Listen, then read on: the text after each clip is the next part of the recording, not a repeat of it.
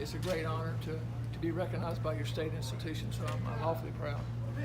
When you reflect on your college career at Clemson, how does it feel to you to know that you were one of those people that kind of jump-started or restarted the Tigers down the road of success, maybe to the degree they're enjoying now? Well, we kind of think that way. I'm glad to hear somebody else say that, but most of us in 77, 78 feel like we had a little part of this anyway, but it's gone awfully well lately, hasn't it? When we came in, we weren't very good, and we had some promise, had some young guys, and we got a little better. And towards the end, it looked like we might have something. So we do take a little credit. I'm not sure how much the local guys or the new guys think about that, but the old guys sure do. Are you amazed by what they're doing right now? Not amazed. I'm awfully proud. It's a great program. You know, you go from being a pretty good football team to a really good program, to a great program, and that's what Dabo's done with it for the last 4 or 5 years. And it looks like it's got nothing to stop it, does it? Not right now. Can you reflect on the 77 game against the Gamecocks and the Jerry Butler pass and what was going on in your mind on that play? Well, when I look back at that game, that was kind of like beating them twice in the same game. It's easy to talk about it now. It wasn't so easy then. I've talked to a lot of my friends who actually had a really good friend whose father fell into the aisle and missed the last drive. And never really knew he won until afterwards when he got out of the place. But you know, we had a 24-0 lead, and it looked like we were coasting. And then everything went wrong.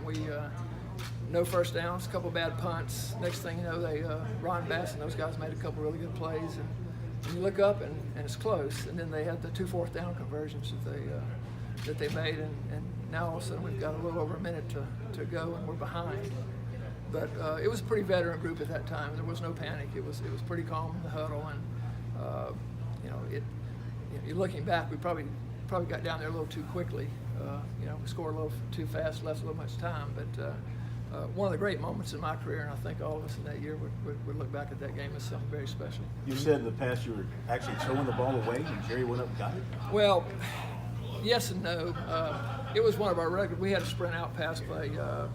We only had 3 to 4 pass plays back then, but Jerry was awfully good, and I knew he could go get it. I knew nobody else they had could go get it, so I tried to put it in a place where I knew he might could get it, and darn if he didn't go get it. Rick Sanford's a good friend of yours, and he was on the field for the Gamecocks on that play. So, did you know where he was? Because he was, I guess, maybe their best defensive back at that time. Yeah, he was covering Jerry most of the game. We had just made a first down, and I'm not sure who. Maybe it was Weddington had run out of bounds, and we ran a play, and we were trying to hustle up a little bit, and I think we noticed that they weren't quite ready. And Rick was kind of still over the ball, and Jerry was already lined up, so we kind of hurried it up a little bit and got the play snapped off, and maybe beat him to the punch a little bit there. When you look at the run that Clemson's been on recently, if we had told you 5 years ago they go to the national championship this many times in a row, A, would you believe it? And B, what do you think the main cause for this increase in production is? I would probably say no, I didn't believe it, but now I am a believer, and I think there's a lot of us like that. We had a lot of faith in Dabo, and he's done such a good job, and we got close a couple of times, but it's hard. You've got to basically go undefeated anymore, win your conference championship, win a couple games, and we've been fortunate enough to get there for 3 times and win it a couple of times. And, I think it's just a combination of great coaching. Our coordinators are excellent. Dabo's the best recruiter there is, without question. We keep getting kids that that other people really do want, and you get them over at Clemson, and it's a family atmosphere, and everybody seems to get along and have a good time, and they have fun doing it, and the next thing you know, you're a hell of a program. Off this run, is there one player that you go, man, I wish I could play with that guy? Well, there's a lot of them, but look back, I had some pretty good guys with me. It was a little different game back then.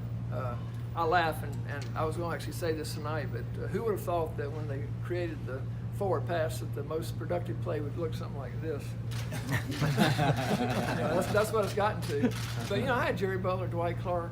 Those guys are awfully good players. We just didn't have the scheme that those guys have now. So we grounded out a little bit, and we pounded a little bit. But I like my guys. What are your thoughts on Trevor Lawrence and the job he's done? I'm amazed at how these young kids come up so ready.